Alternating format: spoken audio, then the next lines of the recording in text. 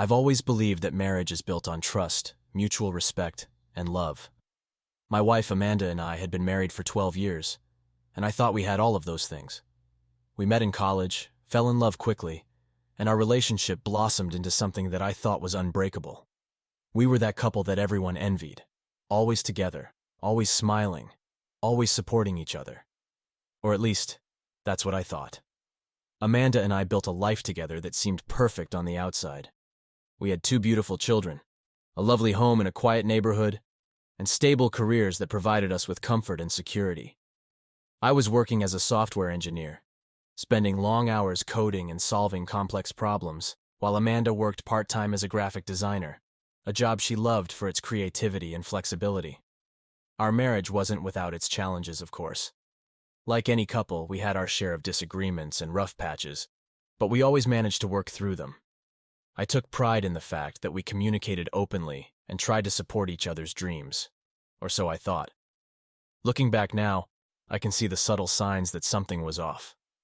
Amanda had become more distant over the past year, spending more time on her phone and less time engaging with me and the kids. At first, I didn't think much of it. She was always talking about how much she loved her work, so I assumed she was just caught up in a new project, or maybe connecting with her clients.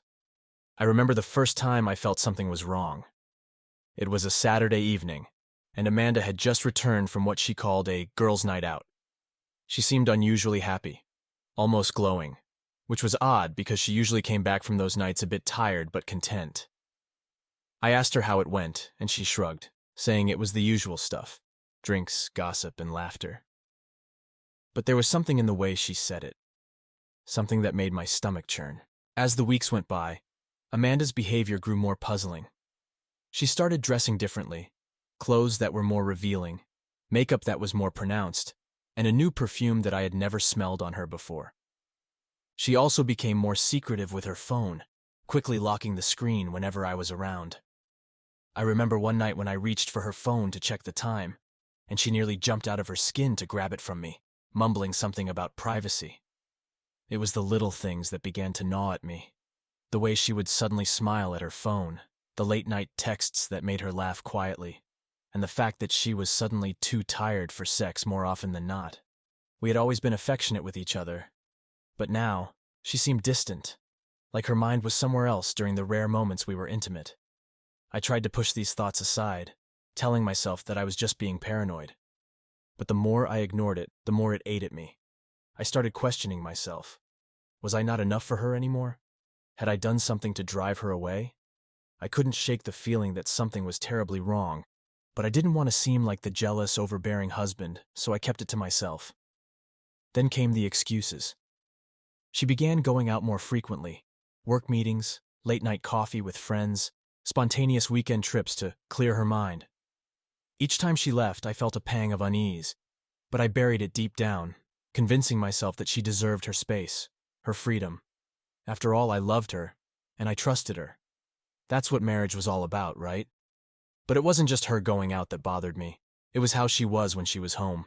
She had become more irritable, more distant, snapping at me for little things that never used to bother her. The kids noticed it too.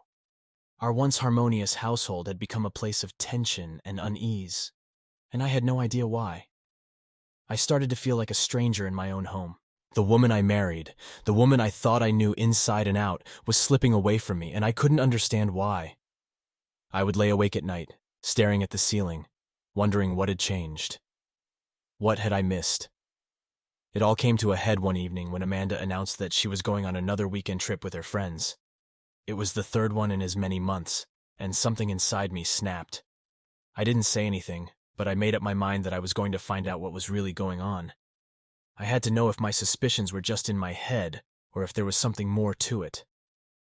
So I began to pay closer attention. I started noticing the way she would smile at her phone, the way she would leave the room to take certain calls, and how she seemed more excited about these girls' nights out than she had been about anything we did together in months. It hurt, more than I could put into words, but I needed to know. I couldn't keep living in this state of confusion and doubt. What I discovered next would change everything. The life I thought I had, the love I thought was unbreakable, was about to be shattered in ways I couldn't have imagined. But at that moment, all I knew was that I was about to embark on a journey I never thought I'd have to take. One that would test every ounce of strength and resolve I had. Amanda left for her weekend trip on a Friday morning. I watched her pack her bags with a strange sense of detachment, as if I were observing someone else's life. She seemed excited, more than usual, humming a tune under her breath as she tossed clothes and toiletries into her suitcase. When she kissed me goodbye, it felt like a formality, a brief press of lips that lacked any real warmth. As she drove away, I stood by the window, my mind racing with all the possibilities of what this trip really meant. I waited a few hours before making my move. My plan was simple: start with her phone. I knew she had taken it with her, of course. But what she didn't know was that I had installed a tracking app on it. It was something I had done in a moment of paranoia weeks before, telling myself it was just to ease my mind. Now, it felt like my only way to uncover the truth. I opened the app on my own phone and saw her location pop up on the screen. She was heading out of town, just as she had said. I watched the little dot move along the highway, feeling a mix of guilt and determination. I didn't want to believe that she was cheating on me, but I had to know for sure. This constant uncertainty was driving me insane. For the next few hours, I followed her progress from a distance, my mind running through all the scenarios that could explain her behavior. Maybe she really was just going on a trip with her friends. Maybe she was planning some sort of surprise for me, and this was all just a misunderstanding. I clung to these hopes, but deep down, I knew I was grasping at straws. When the dot on the map finally stopped, it was at a small hotel about 2 hours away from our home. I zoomed in on the location, noting the name of the hotel and its address. It wasn't the kind of place you'd go for a weekend with friends. It was more of a cozy, secluded inn, the kind of place couples might go for a romantic getaway. I felt a sick knot form in my stomach. This wasn't just a trip with friends, but I needed more than just a location on a map to confirm my suspicions. I needed to see it with my own eyes. I grabbed my car keys and headed out the door, barely pausing to think about what I was about to do. The drive was a blur of emotions: anger, fear, sadness, all swirling together in a storm that threatened to overwhelm me. I kept telling myself that I had to stay calm, that I needed to approach this rationally, but it was easier said than done. When I finally arrived at the hotel, I parked my car a short distance away and walked the rest of the way. I didn't want to be seen, didn't want to risk Amanda spotting me before I could figure out what was going on. The hotel was small, with only a handful of cars in the parking lot. I scanned the vehicles, looking for any sign of familiarity, but none of them stood out. Taking a deep breath, I walked up to the front desk and put on my best casual demeanor. The woman behind the counter barely glanced at me as I approached. "Hi, I'm looking for a friend who's staying here," I said, trying to keep my voice steady. "Her name is Amanda. I think she checked in earlier today." The woman looked at me skeptically. "I'm sorry, but I can't give out guest information." "Right, of course," I replied, feigning disappointment. "It's just that we were supposed to meet here, and I think I might have gotten the time wrong. Could you at least tell me if she's already checked in?" The woman hesitated for a moment, then sighed. "I'm really not supposed to do this, but... hold on." She typed something into the computer, then nodded. "Yes, she checked in a few hours ago." My heart sank. I forced a smile. "Thanks. I guess I'll just wait for her." I turned away from the desk, trying to keep my emotions in check. I didn't need to ask for her room number. I already knew what I needed to do next. The hotel had a small lounge area, and I found a seat where I could keep an eye on the elevators without drawing too much attention. I didn't know how long I would have to wait, but I was prepared to stay as long as it took. An hour passed, then 2. The lounge was quiet, with only a few guests passing through. I was beginning to wonder if I had made a mistake, if maybe this was all just a terrible misunderstanding. But just as I was about to lose hope, the elevator doors opened, and Amanda stepped out. She wasn't alone. The man beside her was someone I recognized immediately: Tom, one of our mutual friends. He was someone I'd always been close to, someone I trusted. The sight of them together, laughing and holding hands, was like a knife to the gut. I felt my whole world shatter in that moment. They didn't see me as they walked through the lobby, too caught up in their own little world. Amanda was smiling, a smile I hadn't seen in months, and it wasn't for me. It was for him. They headed for the hotel's restaurant, and I watched them go, feeling like I was in a nightmare I couldn't wake up from. I knew then that this wasn't just a misunderstanding. This was real. My wife was having an affair, and the man she was cheating with was someone I considered a friend. For a moment, I was paralyzed by the shock of it all. I wanted to run after them, to confront them right there in the middle of the hotel. But I knew I needed to be smart about this. I couldn't let my emotions get the better of me. Not yet. I needed proof. I followed them at a distance, careful not to be seen. They settled into a corner booth in the restaurant, their heads close together as they talked and laughed. Watching them was torture, but I forced myself to stay. I needed to see this through. I pulled out my phone and began recording, zooming in on their faces, capturing every moment of their intimate conversation. I didn't care how low it was. I needed evidence, something tangible to confront Amanda with later. When they finished their meal, they headed back to the elevators, and I followed them again, my heart pounding in my chest. They didn't go to the lobby this time. Instead, they headed straight back to their room. I waited a few minutes after they disappeared inside, then made my way up to their floor. I knew what I was about to do was risky, but I didn't care. I needed to know the full extent of Amanda's betrayal. The hallway was quiet as I approached their room.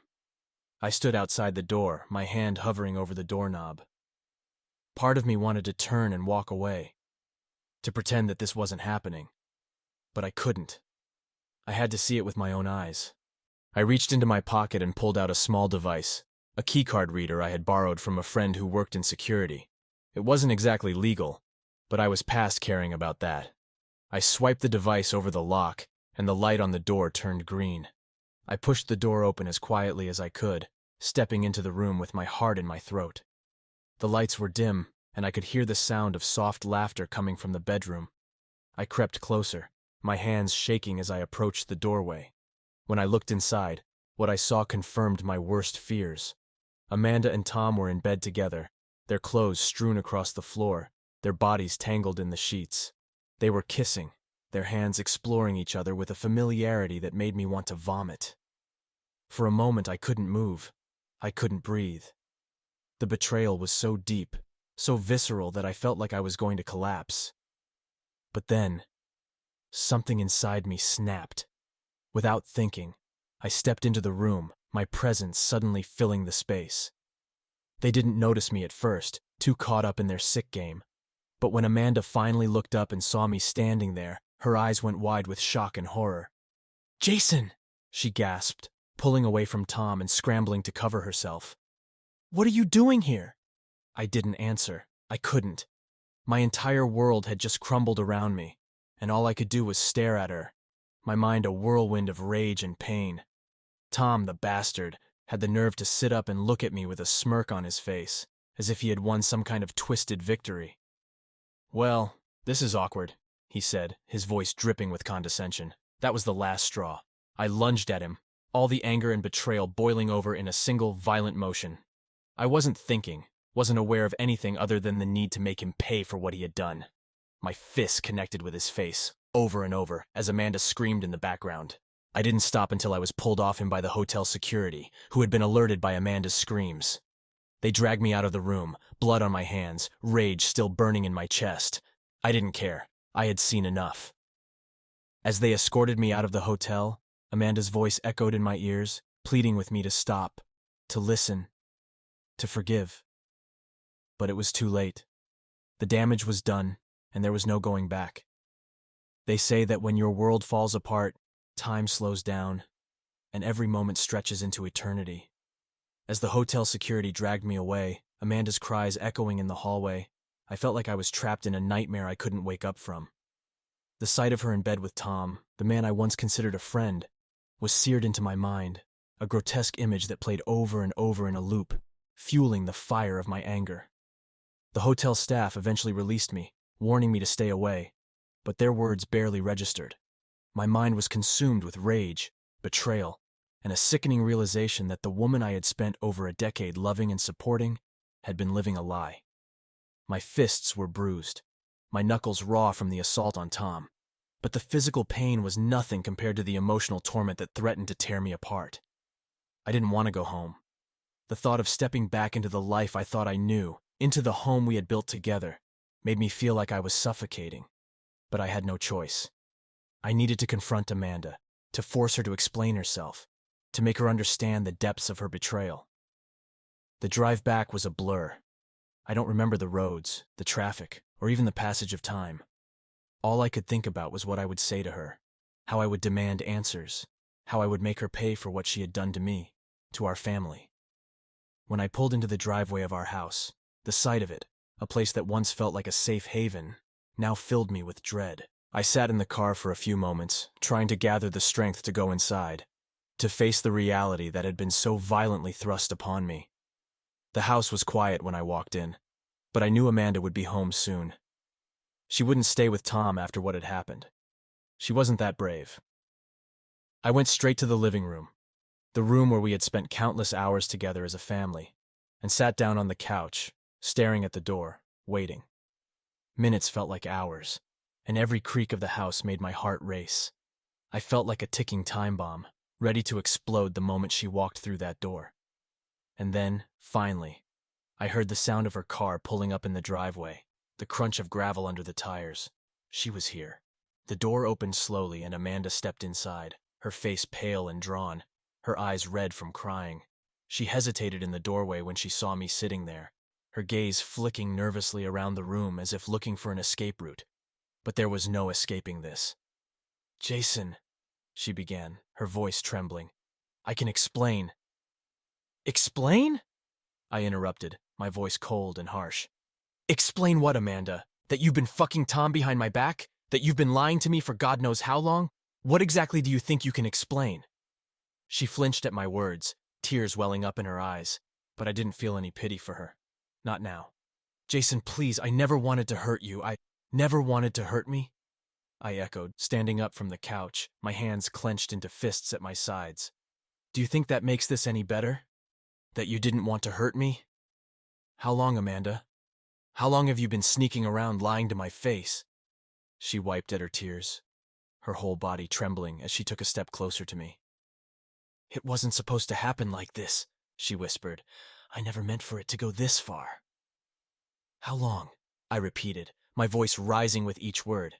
"Tell me the fucking truth, Amanda!" She stared at me, her lips quivering as she tried to form a response. "About 6 months," she finally admitted, her voice barely above a whisper.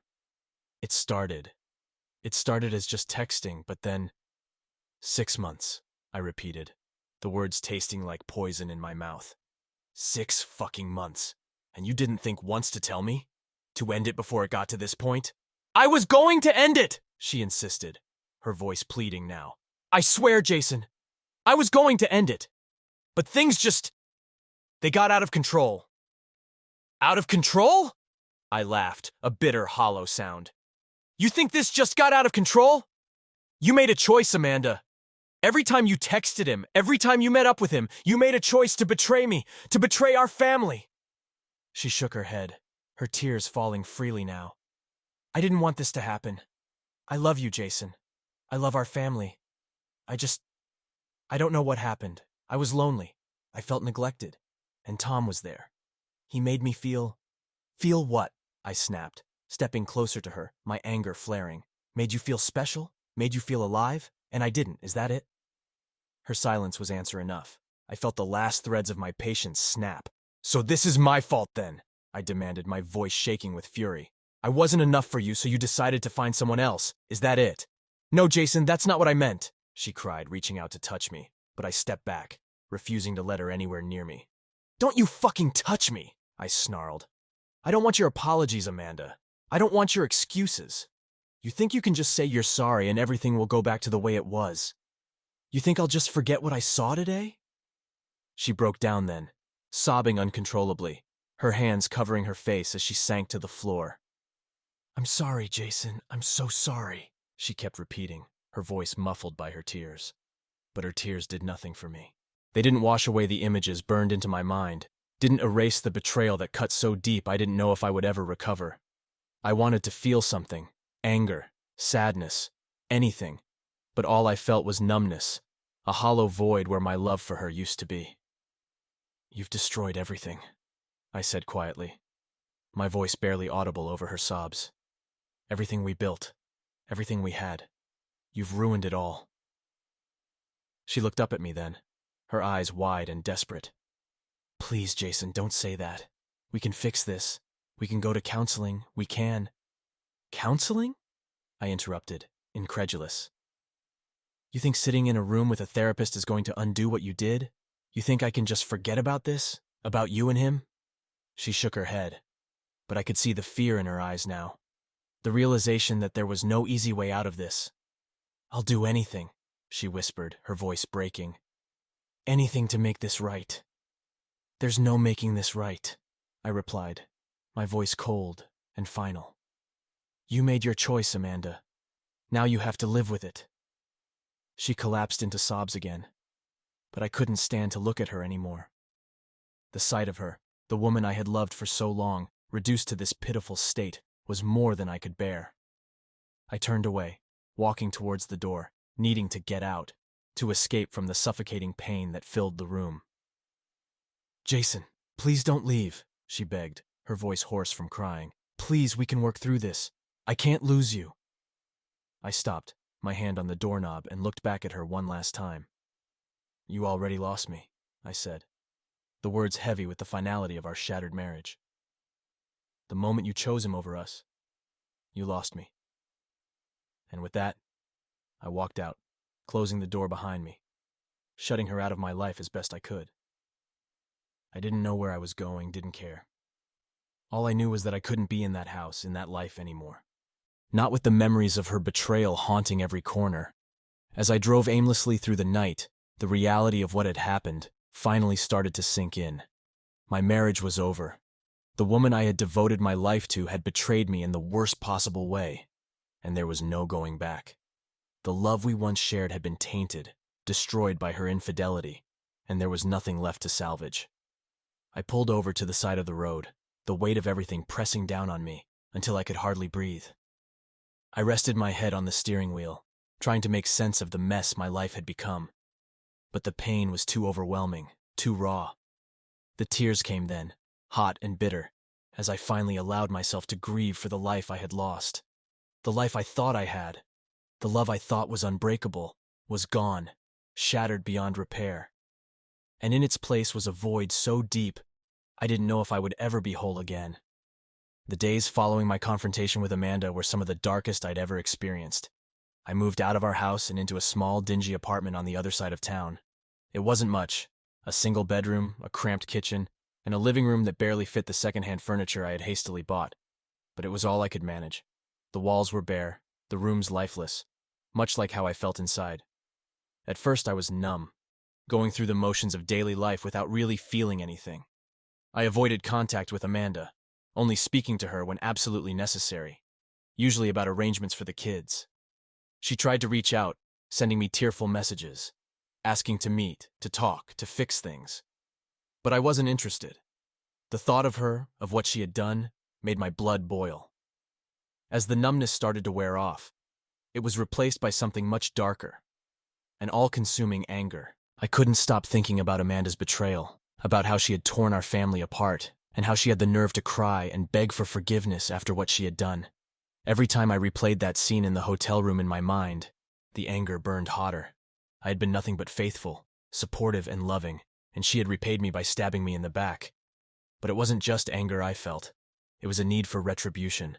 Amanda had taken everything from me: my trust, my love, my family, and I couldn't just let her walk away without consequences. The more I thought about it, the more the idea of revenge took root in my mind. She needed to pay for what she had done. She needed to feel the same pain, the same humiliation that she had inflicted on me. So I started planning. I was meticulous, calculating every step, every move. I knew Amanda better than anyone, knew her weaknesses, her fears, and I intended to exploit them. My first target was her reputation. Amanda had always cared about how she was perceived, especially among our social circle. She prided herself on being the perfect wife, the loving mother, the supportive friend. But I knew the truth, and it was time everyone else did too. I began by gathering evidence of her affair. Messages, photos, anything that proved her infidelity. The footage I had recorded at the hotel was more than enough, but I wanted to be thorough. I hacked into her email, her social media accounts, anything that would give me more ammunition. It wasn't hard. Amanda had always been careless with her passwords, trusting me completely. How ironic. Once I had everything I needed, I set my plan in motion. I started with our close friends, those who had always thought of Amanda as the perfect wife, the epitome of virtue. I sent them anonymous messages, attaching the incriminating evidence, making sure they knew exactly what kind of person she really was. I knew they would be shocked, disgusted, and that word would spread quickly. In our small town, gossip was as good as currency, and I was about to bankrupt Amanda's reputation. Next, I turned to her family. They had always adored her, put her on a pedestal, but they needed to see her for what she truly was. A liar, a cheat, a fraud. I wasn't cruel enough to send the explicit details to her parents, but I made sure they knew about the affair, about how she had destroyed our marriage. I wanted them to feel the same disappointment, the same shame that I had felt. The fallout was immediate. Amanda's friends started distancing themselves from her, shocked and appalled by the revelations. Her social media was flooded with comments, some supportive, but many condemning her actions. It wasn't long before she found out that I was behind the leaks, and she was furious. She called me, screaming, crying, demanding to know why I was doing this to her. "Why, Jason? Why are you trying to ruin my life?" She sobbed over the phone, her voice thick with anger and despair. "Why?" I replied, my voice cold and detached. "Because you deserve it, Amanda. You ruined our marriage, our family. You didn't think about the consequences when you were fucking Tom, did you? Well, now you get to deal with them." She tried to argue, to plead with me, but I hung up. There was no point in listening to her excuses. She had made her bed, literally, and now she had to lie in it. But I wasn't done yet. Exposing her to our friends and family was just the beginning. Amanda had always taken pride in her work as a graphic designer, and she had built a respectable career, even if it was part-time. I knew how much it meant to her, how she saw it as a way to maintain her independence, her sense of self-worth. So I decided to go after that too. I contacted some of her clients, pretending to be a concerned friend who had come across some disturbing information. I implied that Amanda's personal life was in shambles, that she was unreliable, untrustworthy. I didn't send them the explicit details, just enough to make them question whether they wanted to continue working with someone who was clearly going through a difficult time. It didn't take long for her to start losing clients, one by one. The steady stream of income she had relied on began to dry up, and she had no idea why. Amanda was unraveling, and I could see it. She called me more frequently, sometimes in tears, sometimes in rage, accusing me of destroying her life. But each time, I reminded her that she had destroyed mine first. One night, she showed up at my apartment, pounding on the door, demanding to talk to me. When I opened the door, she looked like a shadow of her former self, disheveled, her eyes red and puffy, her face pale. "Jason, please," she begged, her voice cracking. "We need to stop this. I can't take it anymore. You've made your point. You've destroyed everything I had. Please, just let me go." I looked at her, feeling nothing but cold satisfaction. "You think this is over?" I asked, my voice low and menacing. "You think you can just walk away after what you did? You haven't even begun to pay for the pain you caused." Tears streamed down her face as she shook her head. "What do you want from me? Haven't you taken enough?" "No," I said, stepping closer to her, my eyes boring into hers. "Not nearly enough. You took everything from me, Amanda. My trust, my love, my family. You don't get to walk away from this unscathed." She was trembling now, her whole body shaking with fear and despair. "What more do you want?" she whispered, her voice barely audible. I smiled then, a cruel, twisted smile. "I want you to suffer, Amanda. I want you to feel the same pain, the same humiliation that you made me feel, and I won't stop until you've lost everything." She collapsed then, falling to her knees, her hands clutching at my pant legs. "Please, Jason, please," she sobbed, her voice breaking. "I'm sorry, I'm so sorry. I'll do anything. Just please stop this." But her apologies fell on deaf ears. I had already crossed a line, and there was no going back. The Amanda I had loved was gone, replaced by this pitiful, broken woman who had betrayed me in the worst possible way. And I wasn't done punishing her yet. "Get out," I said, my voice icy and unforgiving. "Get out of my sight before I do something we'll both regret." She hesitated for a moment, as if she wanted to say something more. But the look in my eyes must have convinced her otherwise. She scrambled to her feet and fled the apartment, her sobs echoing down the hallway as she left. I watched her go, a part of me reveling in the satisfaction of seeing her so broken, so defeated. But another part of me, a small distant part, wondered if I was going too far, if I was becoming someone I wouldn't recognize. But that part was drowned out by the overwhelming need for retribution, for justice, for making her pay for every lie, every betrayal. As I closed the door and returned to the empty, silent apartment, I knew there was still more to do. Amanda wasn't the only one who had betrayed me. Tom, my so-called friend, was just as guilty, and he was going to get what was coming to him too. But for now, I allowed myself a moment of satisfaction, knowing that Amanda was finally beginning to understand the consequences of her actions. She had shattered my life, and now, piece by piece, I was going to dismantle hers. It was only fair.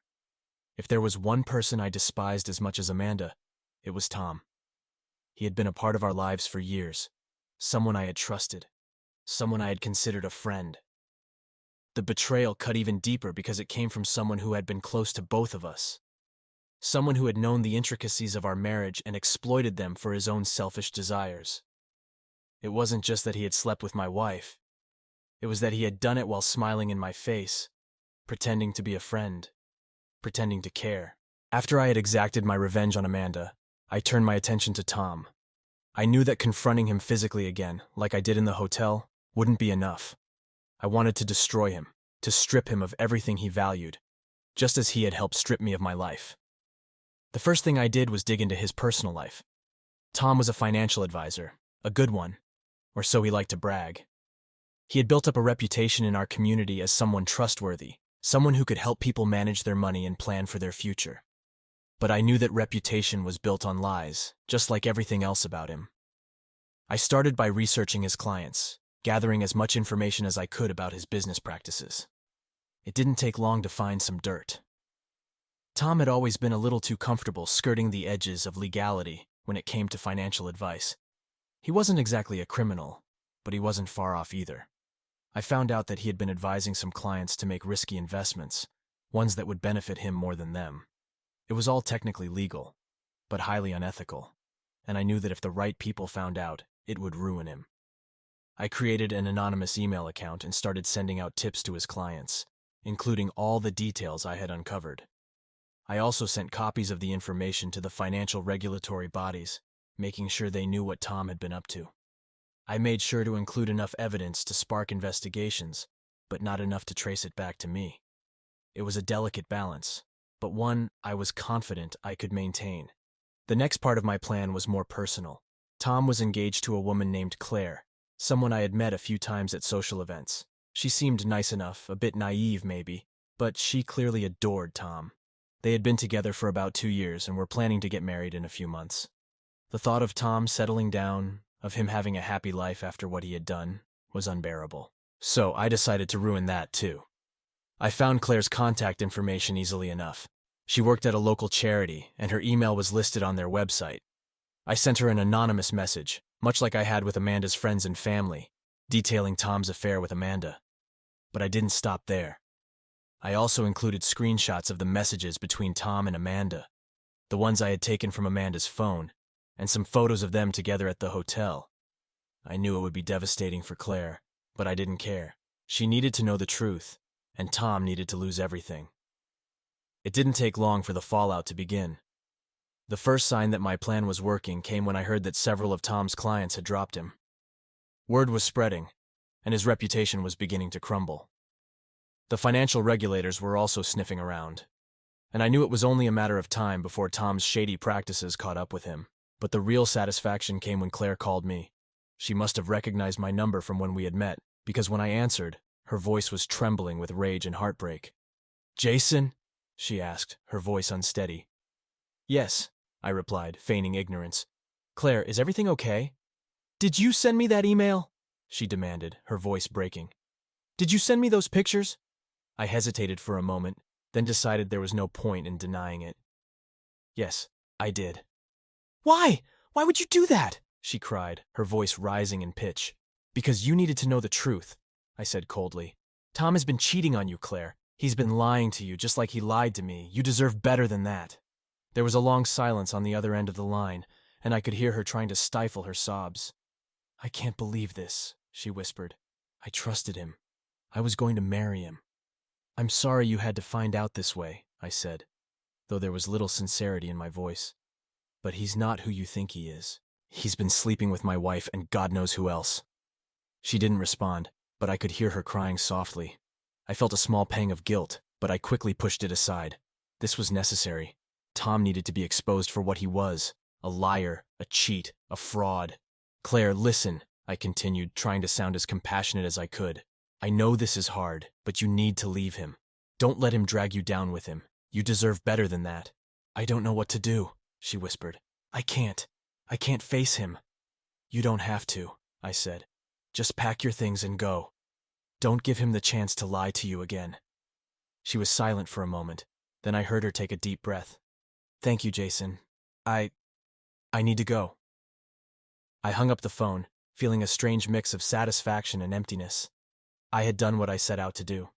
Tom's life was beginning to unravel, just as mine had. But instead of feeling triumphant, I felt hollow. Destroying him didn't bring back what I had lost. It didn't heal the wounds or erase the betrayal. It just left me feeling like a shell of the man I used to be. The next day, I heard through the grapevine that Claire had called off the engagement. She had left Tom, taking everything she had brought into their relationship with her. Tom had tried to contact her, to explain, but she wouldn't hear it. She was gone, just like that. And as for Tom's career, the investigations were in full swing. His clients had lost faith in him, and some were even threatening legal action. The regulators were breathing down his neck, and it was only a matter of time before his shady practices were fully exposed. His once flourishing career was now teetering on the edge of ruin. But even as I watched his life crumble, there was no satisfaction, no sense of victory. I had set out to destroy him, and I had succeeded. But in doing so, I had destroyed a part of myself as well. I had become someone I didn't recognize, someone consumed by anger, by the need for revenge, by a darkness that I couldn't escape. Tom's life was in ruins, just as I had planned. He had lost his fiancée, his reputation, his career, but instead of feeling like I had won, I felt more lost than ever. The man who had wronged me, who had betrayed me, was suffering, but it didn't bring me any closer to healing. The void inside me only grew deeper. I had hoped that revenge would make me feel better, that it would give me some closure, some peace. But all it did was leave me standing in the wreckage of my life, surrounded by the destruction I had caused, wondering if there was any way back from this, wondering if I would ever be whole again. And as I sat in my empty apartment staring at the walls, I realized that there was no victory here. No winners, only losers. We had all lost something. Our innocence, our trust, our happiness. And in the end, revenge had brought me nothing but more pain. But there was one more thing left to do. One final conversation, one last confrontation, before I could even think about moving on with my life. Amanda and I had to face each other again, to decide what would come next, to see if there was anything left worth saving, or if this was truly the end. The days dragged on, each one blending into the next in a haze of bitterness and regret. After my revenge on Amanda and Tom, I felt as though I had exhausted every ounce of anger I had left. The fire that had driven me was now nothing more than smoldering ashes. I knew I couldn't keep living like this, haunted by what had happened, by what I had done. There was only one thing left to do, have one final conversation with Amanda and put everything out in the open. We needed to decide where we went from here, if anywhere at all. I dreaded the thought of seeing her again, of facing the woman who had betrayed me so deeply, but I couldn't avoid it forever. We had children to consider, a life we had built together, and as much as I wanted to erase her from my world, I knew that wasn't possible. We needed to confront the reality of our situation and make a decision about our future, if we even had one. I called her on a rainy afternoon, the kind of day that made the world feel small and gray. She answered on the second ring, her voice quiet and tentative. "Jason?" she asked, as if she hadn't been expecting my call. "It's me," I replied, trying to keep my voice neutral. "We need to talk, Amanda. We need to figure out what we're going to do." There was a pause on the other end, and I could hear her take a deep breath. "I know," she said softly. "I've been thinking about it too. When can we meet?" "Tonight," I said, the word coming out before I had a chance to reconsider. I didn't want to drag this out any longer. "At the house, after the kids are asleep." "Okay," she agreed, her voice trembling slightly. "I'll be there." When I hung up, I felt a strange sense of finality, as if I had just made an irreversible decision. Maybe I had. I spent the rest of the afternoon pacing the small confines of my apartment, going over what I would say to her, how I would approach the conversation. But no matter how many times I rehearsed it in my mind, nothing felt right. How do you even begin to talk about something like this? How do you find the words to address a betrayal so deep it cuts to the core of who you are? By the time evening rolled around, I was a bundle of nerves. I drove to the house, the place that had once been my sanctuary, but now felt like a tomb filled with memories of a life that was gone. I parked in the driveway, staring at the front door, unable to move for a moment. The thought of walking into that house, of facing Amanda, made my chest tighten with dread. But I knew there was no turning back now. The house was dark when I entered, the only light coming from the kitchen where Amanda was sitting at the table, her hands clasped around a mug of tea. She looked up as I walked in, her eyes red and swollen, her face pale and drawn. She had clearly been crying, but it didn't stir any sympathy in me. I was too far gone for that. "Jason," she said, her voice barely above a whisper. "Thank you for coming." I nodded, not trusting myself to speak just yet. I walked to the other side of the table and sat down, the silence between us thick and heavy. For a moment, neither of us said anything, both of us staring at the table, avoiding each other's eyes. Finally, I took a deep breath and broke the silence. "We need to talk about what happens next," I said, my voice steady but cold. "We can't keep avoiding this." She nodded, wiping at her eyes. "I know," she whispered. "I've been thinking a lot about it, about everything. I know I messed up, Jason. I know I betrayed you in the worst possible way, and I'm so sorry." Her apology hung in the air between us, but it didn't move me. I had heard it all before. "Sorry isn't going to fix this," I replied, my tone harsh. "Sorry doesn't erase what you did. It doesn't take away the pain, the humiliation, the betrayal." "I know," she said, her voice cracking. "I know it doesn't, but I don't know what else to say. I'm sorry, Jason. I wish I could take it all back, but I can't." I stared at her, feeling the anger that had been simmering inside me start to bubble up again. "Why, Amanda?" I demanded, my voice rising. "Why did you do it? Why did you throw everything away for him?" She flinched at my tone, but she didn't look away. "I don't know," she said, her voice barely audible. "I was lonely, Jason. You were always working, always busy, and I felt like I was disappearing, like I wasn't important to you anymore." "Lonely?" I scoffed, shaking my head in disbelief. "You were lonely, so you decided to cheat on me? You think that justifies what you did?" "No, it doesn't," she admitted, her eyes filling with tears again. "Nothing justifies it. I was selfish, and I was stupid. I didn't think about the consequences. I didn't think about what it would do to you, to our family. I was only thinking about myself, and I hate myself for that." I leaned back in my chair, crossing my arms over my chest as I tried to keep my emotions in check. "You didn't just betray me, Amanda. You betrayed our kids, our family, everything we built together. You threw it all away for what? A fling? Some excitement?" "It wasn't just about that," she said, her voice trembling. "It was about feeling, wanted, feeling like I mattered to someone. I know it sounds awful, but that's how I felt. And Tom, he made me feel that way." "Tom," I muttered, the name leaving a bitter taste in my mouth. "That piece of shit was never your friend, Amanda. He was just using you, and you let him." She shook her head. tears streaming down her face. I know. I see that now. But at the time, I don't know, Jason.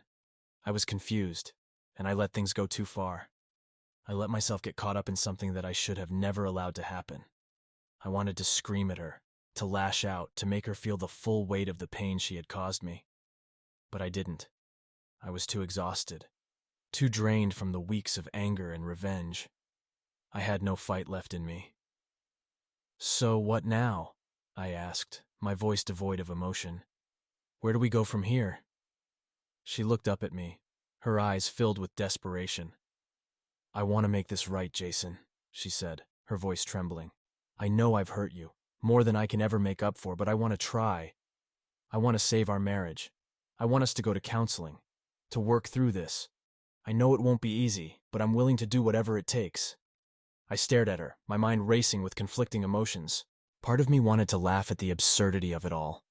How could she possibly think we could save our marriage after everything that had happened?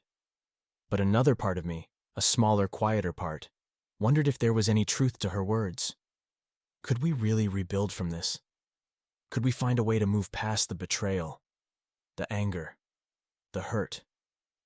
But then I thought about everything I had done, how I had destroyed her reputation, how I had sabotaged her career, how I had taken pleasure in watching her life fall apart.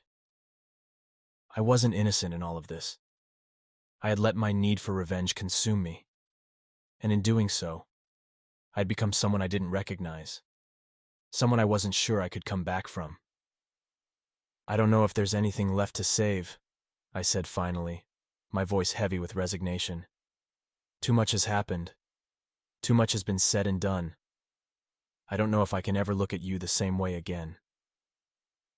Her face crumpled at my words, and she buried her face in her hands, sobbing uncontrollably. I watched her, feeling a strange sense of detachment, as if I were watching this scene unfold from outside my own body. I don't want to lose you, Jason, she cried, her voice muffled by her hands. I love you. I know I've messed up, but I love you, and I want to try to fix this. Please, give me a chance. Give us a chance. Do you even love me? I asked, my voice flat. Or are you just afraid of being alone? Afraid of losing the life we built? She looked up at me, her eyes wide with fear and uncertainty. I do love you, she insisted. But yes, I'm scared too. I'm scared of losing everything, of losing you, of losing our family. But that doesn't mean I don't want to try. I want to fight for us, Jason, don't you? I didn't answer right away. I didn't know how to answer. Part of me wanted to believe her, wanted to believe that we could somehow work through this, that we could find a way to rebuild what had been broken. But another part of me, the part that had been so deeply hurt, so profoundly betrayed, couldn't see a way forward. Finally, I sighed, rubbing a hand over my face. I don't know, Amanda. I don't know if I can do this. Her eyes filled with fresh tears, but she nodded, accepting my words. I understand, she whispered. But please, just think about it. Don't make any decisions right now. Let's take some time. See how we feel in a few weeks. Maybe we can find a way to move forward. I didn't respond. I couldn't. The weight of everything was pressing down on me, making it hard to breathe, hard to think. I needed time, space, to figure out what I wanted, what I needed. I need to go, I said, standing up from the table, the conversation leaving me feeling drained and hollow. I can't stay here. She didn't try to stop me, didn't beg me to stay. She just nodded, wiping at her tears. Okay, she whispered. But please, Jason, just think about what I said, please. I turned and walked out of the house, not looking back. The rain had stopped, leaving the world damp and gray, the perfect reflection of how I felt inside. I got into my car and drove, not knowing where I was going, not caring. I just needed to get away, to be alone with my thoughts. As I drove aimlessly through the darkened streets, I realized that I had no idea what I wanted, what I needed. I was lost, adrift in a sea of emotions that I couldn't control, couldn't understand. All I knew was that the life I had once known, the life I had cherished, was gone, and I had no idea if I could ever rebuild it. Amanda had asked me to think about it, to consider whether we could find a way forward. But as the miles stretched out in front of me, All I could think about was the betrayal, the pain, the anger. I didn't know if I could ever forgive her, ever trust her again. And without trust, without forgiveness, what was left? I drove for hours, trying to clear my mind, trying to make sense of everything. But no matter how far I went, no matter how long I drove, the answers remained elusive. All I knew was that I was at a crossroads, and whichever path I chose would change my life forever. But which path was the right one? I didn't know. I just didn't know. In the days that followed my last conversation with Amanda, I was consumed by a suffocating sense of indecision. I kept replaying our conversation over and over in my head, analyzing every word, every gesture, trying to find some clarity in the chaos. But the more I thought about it, the more confused I became. I felt like I was standing at the edge of a cliff, staring into the abyss, uncertain whether to take the leap or step back. Amanda had asked me to think about giving our marriage another chance, to consider counseling, to see if we could somehow rebuild what had been shattered. But every time I considered the possibility, the memory of her betrayal would rear its ugly head, drowning out any thoughts of reconciliation with a wave of anger and pain. I couldn't imagine being with her again, trusting her again, after everything that had happened. But at the same time, I couldn't shake the feeling that walking away would be just as devastating, not only for me, but for our children. The days dragged on, each one a struggle to get through. I went to work, came home, and spent my evenings in a haze of uncertainty and self-doubt. I avoided Amanda as much as possible, ignoring her texts and calls, burying myself in work or meaningless distractions to keep from thinking too much. But no matter what I did, the decision loomed over me, demanding to be made. Eventually, I realized I couldn't make this decision on my own. I needed help, someone who could offer me guidance, perspective, and maybe, just maybe, help me find a way out of this mess. So, I did something I never thought I would do. I called a therapist. I found Dr. Evans through a recommendation from a colleague who had gone through a similar situation. She was a seasoned therapist who specialized in marriage counseling and individual therapy for those dealing with infidelity. I was hesitant at first, unsure if therapy was really what I needed, but I knew I couldn't keep going on like this. I needed to talk to someone who wasn't emotionally involved, someone who could help me sort through the tangled mess of emotions that was tearing me apart. My first session with Dr. Evans was nerve-wracking. I wasn't sure what to expect, and I found it difficult to open up at first. But she was patient, gentle, and slowly coaxed the truth out of me. I told her everything, about Amanda's affair, my feelings of betrayal, the revenge I had taken, and the deep-seated anger that had consumed me since it all came to light. It was the first time I had truly laid everything out in the open, and though it was painful, it was also cathartic. Dr. Evans listened without judgment, nodding thoughtfully as I spoke. When I finally finished, she leaned forward slightly, her eyes full of empathy. "Jason, you've been through an incredibly traumatic experience," she said softly. "It's no wonder you're feeling lost and confused right now. Infidelity is one of the deepest betrayals a person can experience, and the emotions that come with it are complex and often overwhelming." I nodded, grateful for her understanding. "I just don't know what to do," I admitted, my voice thick with emotion. "Part of me wants to walk away and never look back, but another part of me, I don't know. I just feel like I'm stuck, like I can't move forward no matter what I do." "It's completely normal to feel that way," she assured me. "You're dealing with a lot of conflicting emotions, anger, hurt, sadness, even love. It's important to give yourself time to process these feelings, but at the same time, it's also important to start thinking about what you want for your future, not just in terms of your marriage, but for yourself as well." I looked at her, feeling a surge of frustration. But how do I do that? How do I even begin to figure out what I want when everything feels so messed up? Dr. Evans smiled gently. "It's a process, Jason. It's not something that will happen overnight. But it starts with being honest with yourself about your feelings, your needs, and your boundaries. You need to ask yourself some difficult questions. What do you want out of a relationship? Can you see yourself trusting Amanda again? Do you even want to try? These are not easy questions, but they're necessary ones." I sighed, rubbing a hand over my face. I don't know if I can trust her again, I said quietly. Every time I think about it, all I can see is her with him. It's like a knife in my gut every time. That's understandable, Dr. Evans said. Trust is incredibly difficult to rebuild once it's been broken, and it's okay to acknowledge that. But if you do decide to try and rebuild your marriage, it's something that both you and Amanda will have to work on together. It won't be easy, and it will take time, possibly a long time, but it's not impossible. But what if I can't do it? I asked, my voice barely a whisper. What if I just can't get past it? Then that's okay too, she replied gently. If you reach a point where you feel that you can't move forward in the marriage, then it's important to acknowledge that and make a decision that's best for you. There's no right or wrong answer here, Jason. It's about what's best for your emotional and mental well-being. We continued to talk, and with each session, I felt a little more clarity, a little more understanding of my own emotions. Dr. Evans helped me to see that it was okay to feel conflicted, that it was okay to take my time in making a decision. She encouraged me to focus on self-care, to find ways to reconnect with myself outside of the context of my marriage. She suggested journaling, meditation, and even small acts of self-compassion, like taking time to do things I enjoyed. As the weeks passed, I started to feel a shift within myself. The anger that had consumed me for so long began to ebb, replaced by a quieter, deeper sadness. But along with that sadness came a sense of acceptance. I began to realize that whatever decision I made, it would be okay.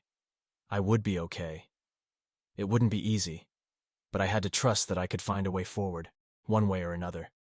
Amanda and I continued to have difficult conversations during this time, but they were less charged, less filled with anger. She could see the toll this was taking on both of us, and she respected the space I needed to sort through my feelings.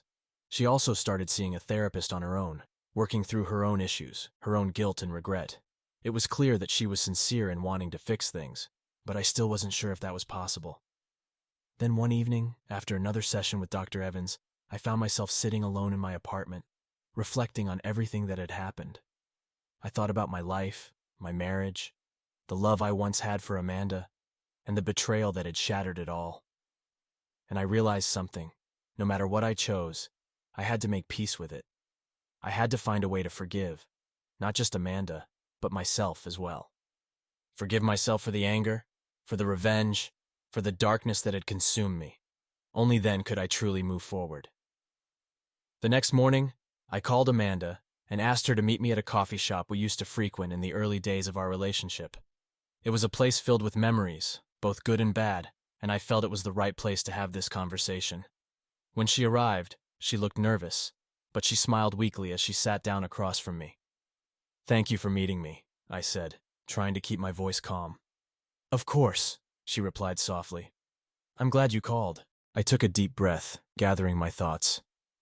"Amanda, I've been doing a lot of thinking over the past few weeks, a lot of soul-searching, and I've come to a decision." She tensed, her eyes wide with anticipation. "What is it?" "I don't think we can go back to the way things were," I said slowly, watching her reaction. "Too much has happened, and I don't think I can ever look at you the same way I used to. The trust. It's gone, and I don't know if it can be rebuilt." Her face fell, and I could see the tears welling up in her eyes, but she nodded, accepting my words. "I understand," she whispered. "I knew this might be the outcome. I hoped, but I knew. But," I continued, "I also realized that I can't keep holding on to this anger, this need for revenge. It's been eating me alive, and it's not who I want to be. So, I'm going to try to forgive you, Amanda. Not for you, but for me. I need to let go of this, or it's going to destroy me." A tear slipped down her cheek, and she wiped it away quickly. "I don't deserve your forgiveness," she said, her voice trembling, "but I'm grateful that you're willing to try." "I'm not saying it's going to be easy," I said, my tone firm. "And I'm not saying we can go back to being together, at least not right now. But I want to find a way to co-parent our kids in a healthy way. I want to find a way to be civil, maybe even friends again someday. But for now, I need space. I need to heal." She nodded, more tears slipping down her face. "I understand, Jason. I'll give you whatever you need. I'm sorry for everything. I really am. I know, I said softly. And I'm sorry too, for what I did in response. It wasn't right, and it didn't make anything better. It just made everything worse. We sat in silence for a while, both of us processing the weight of the conversation, the finality of it. There was a sense of loss, of mourning for what we had once had, but there was also a sense of relief. The decision had been made, and now it was time to move forward. When we finally stood to leave, Amanda hesitated, then reached out to touch my arm. "Thank you, Jason," she said, her voice thick with emotion. "Thank you for talking to me, for giving me a chance to apologize. I'll never stop regretting what I did, but I hope one day you can find peace." "I hope so too," I replied, offering her a small, sad smile. And with that, we parted ways, each of us walking down a different path, uncertain of what the future held, but determined to find our way forward. The marriage we had once known was over, but a new chapter was beginning, one that, hopefully, would lead to healing, to growth, and maybe, just maybe, to peace. The finality of my decision to separate from Amanda was both liberating and terrifying. The chapter of my life that I had once thought would last forever had come to an abrupt and painful end, and now I was standing on the precipice of something new and unknown. It was a strange feeling, this mix of loss and relief, grief and hope. But one thing was clear. I had to move forward. I had to rebuild, not just for myself, but for my children, who needed me to be strong, to be present. In the weeks that followed, I focused on creating a new normal. The first step was moving out of the dingy apartment I had hastily rented during the height of the chaos. It was a temporary refuge, a place to hide from the world, but it was never meant to be permanent. I needed a home where I could start fresh, where I could create new memories, untainted by the past. I found a modest house on the outskirts of town, far enough from the neighborhood Amanda and I had shared to feel like a new beginning, but close enough that I could still be there for the kids whenever they needed me. It wasn't large or fancy, but it had a warmth to it, a sense of potential. I spent the first few days painting the walls, assembling furniture, and slowly making the place my own. Each stroke of the paintbrush, each piece of furniture I put together, felt like a small step toward reclaiming my life. The kids were apprehensive at first about the new house, unsure of what this change would mean for them, but I made a point of involving them in the process, letting them pick out colors for their rooms, helping them decorate with posters and photos. It wasn't long before their laughter began to fill the space, bringing life and light to the once empty rooms. Seeing them smile again, seeing them adjust to our new reality, gave me the strength I needed to keep moving forward. My relationship with Amanda became more functional than emotional. We communicated about the kids, coordinated schedules, and kept things civil. It wasn't easy at first. There were still moments of tension, awkwardness, and residual hurt. But as time passed, the raw edges of our interactions began to smooth out. We both knew that this was the best we could do for our children, and we were committed to making it work. We weren't friends, not yet, but we were no longer enemies either. We were simply two people who had shared a life and were now doing their best to navigate its aftermath. Work became a sanctuary for me.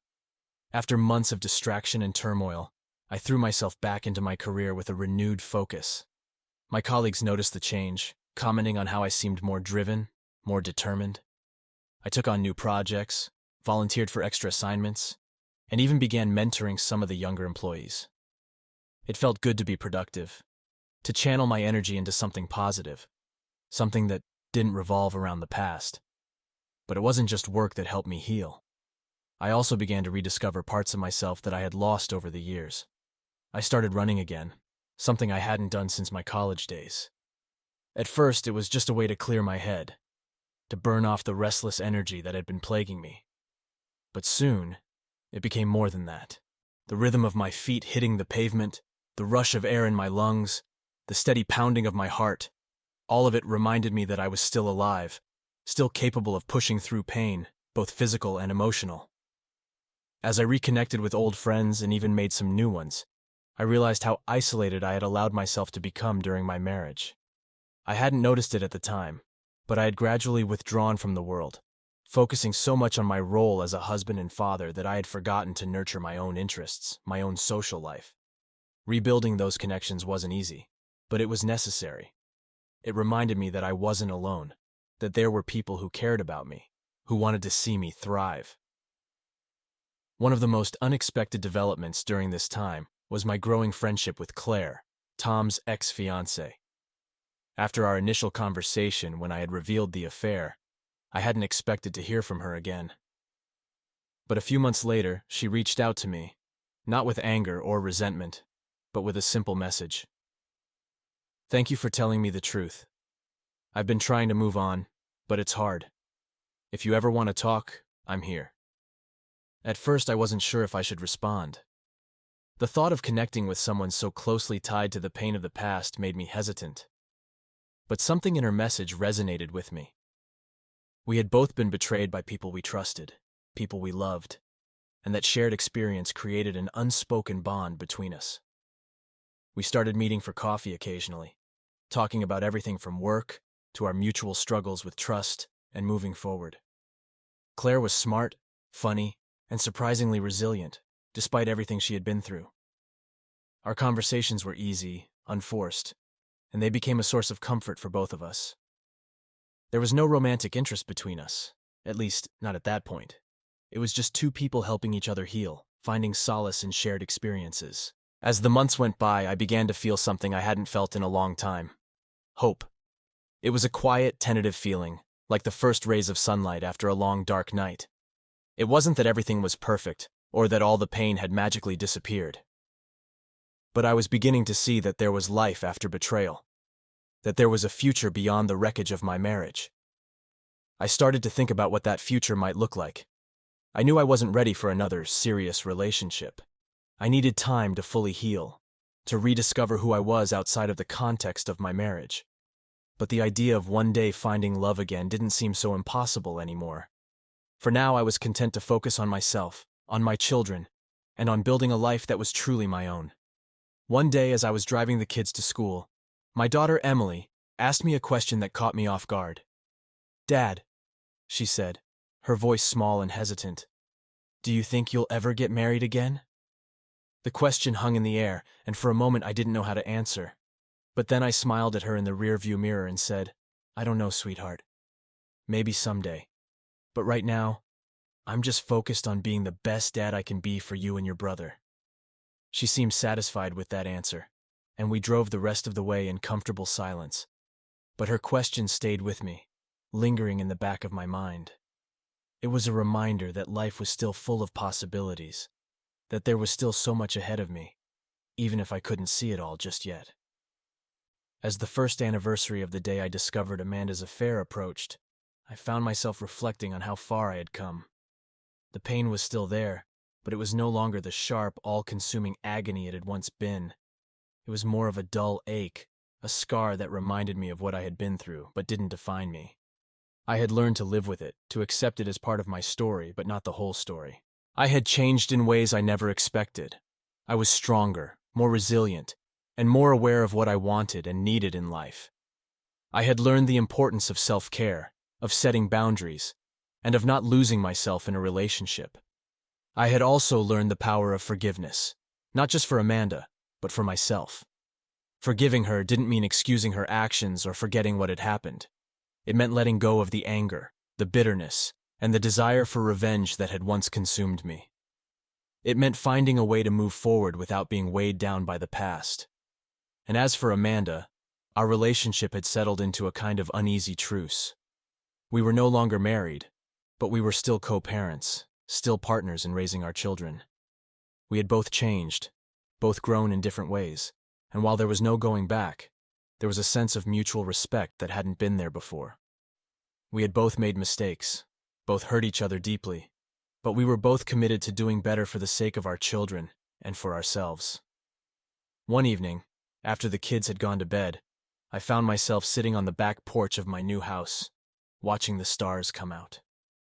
The night was clear and cool, and as I sat there, I felt a sense of peace that had eluded me for so long. I thought about everything I had been through, All the pain, the anger, the heartbreak. And then I thought about everything I had gained.